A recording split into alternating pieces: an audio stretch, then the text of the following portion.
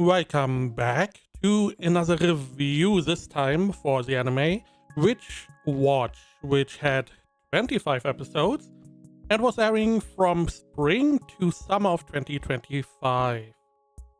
Synopsis from any list. Morihito Otogi, a high school student who comes from a lineage of ogres, enjoys a peaceful, ordinary life until his childhood friend, Nico, moves in with him. Nico is a witch in training and chooses Morihito to be her familiar. While Nico is ready to reunite with her old friend and crush, Morihito is tasked with the perilous duty to protect her from a foretold calamity. Between the unpredictable chaos caused by Nico's magic and the awkwardness of sharing a home, their lives become a whirlwind of supernatural hijinks and threats. Now, this show is mostly comedy. We have a little bit of story and a tiny bit of romance because, as the synopsis states, Nico has a crush on Morihito. Now, Nico, you see, is the pink-haired girl, you see, or orange-haired, whatever you want to call it. And Morihito is the black-haired guy you see at the top. Now, Morihito is from a family of ogres, so he does have some aspects of an ogre. However, he is a human.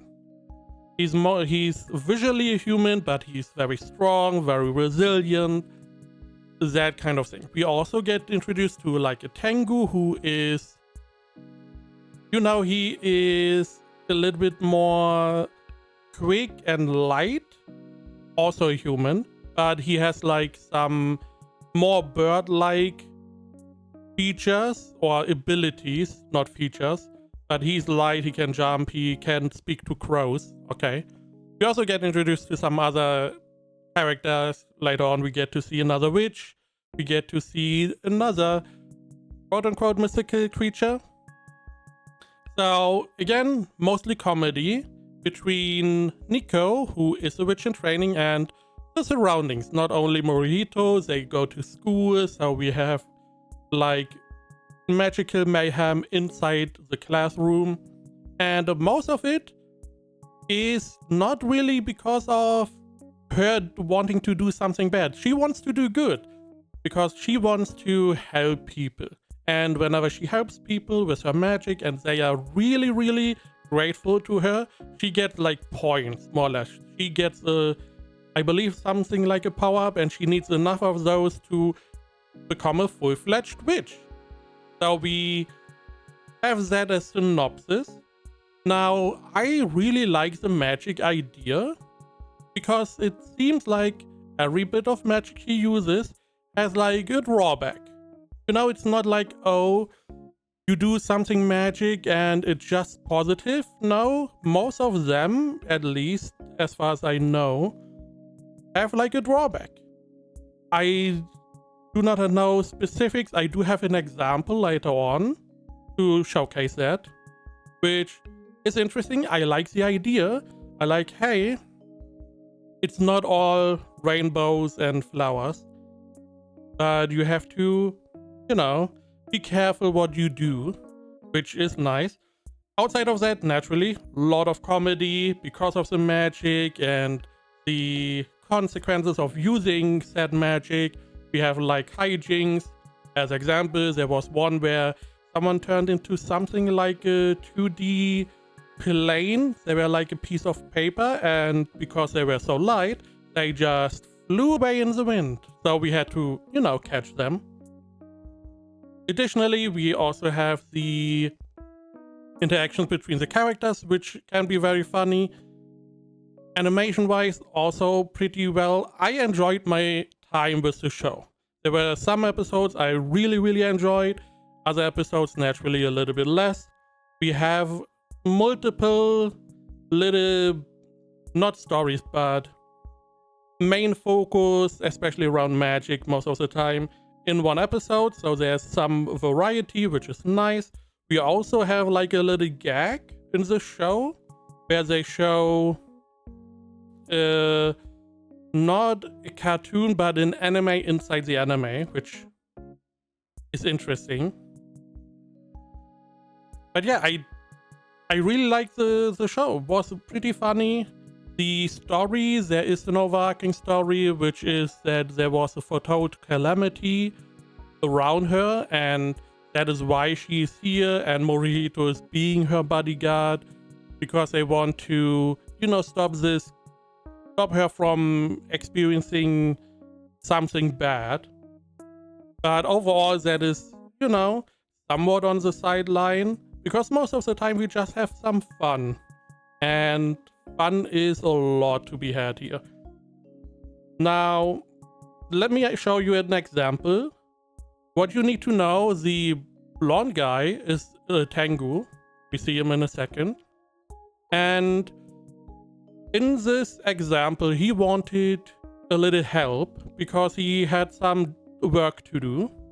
So he asked her to, you know, make him faster. So he can do the work faster, so he doesn't have to work that much. Or that long at least. So let's see. Here we have. And we see the magic in action.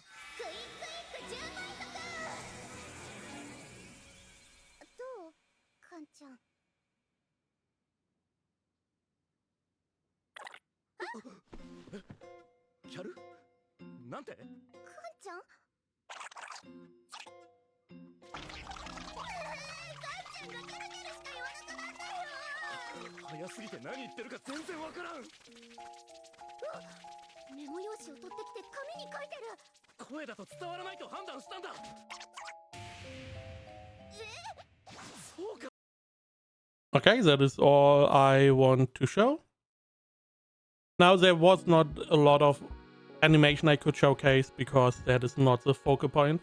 However, you saw in that instance, he wanted to be faster, so she casted a magic that made him 10 times faster, which also made him speak faster, and so fast that you can't understand.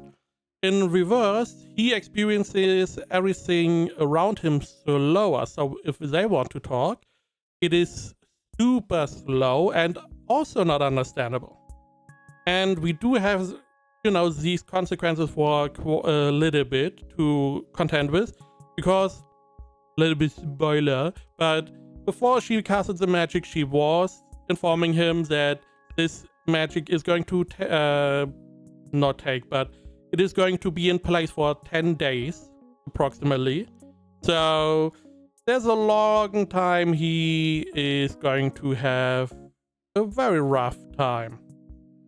And other hijinks are around as well. She has a spell which she can make things bigger, things smaller. She can not multiply, more or less multiply people. Naturally, she can also fly. We have stuff around that. Again, there are a lot of avenues. We also get to meet the other witch, which is, there we go, back here. She is also like a witch in training, more or less. She's a young witch, and she's also great. I like her a lot. She has some interesting ideas, because you do have to see the show to see why she's a little bit different. And we also have this guy who, you know, he has like two modes. One is badass, one is like some poser guy. Again, I did enjoy my time with the show. It was definitely enjoyable, and I looked forward to watching the episodes. Rating wise, we have 72% on any list and 7.42 on my anime list, which is not a bad rating. I would say it is an 8 out of 10. I enjoyed my time with the show.